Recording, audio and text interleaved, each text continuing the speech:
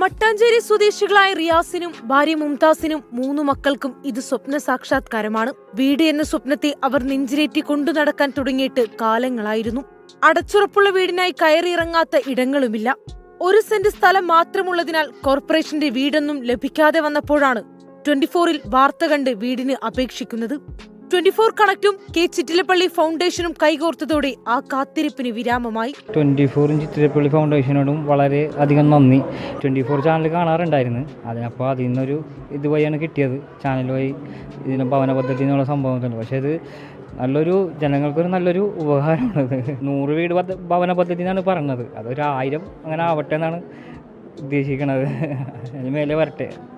K Chittilappilly ഫൗണ്ടേഷനോട് ചേർന്ന് 24 connect Ernakulam ജില്ലയിൽ നിർമ്മിച്ച 8ാമത്തെ വീടാണ് റിയാസിന്റേത്. 24 കണക്ട് ജില്ലാ കോർഡിനേറ്റർ ബീന ജഗദീശൻ താക്കോൽ കൈമാറി. 24 കൊച്ചി റിപ്പോർട്ടർ ആൻമരിയ സണ്ണി നാടമുറിച്ച് ഉദ്ഘാടനം ചെയ്തു.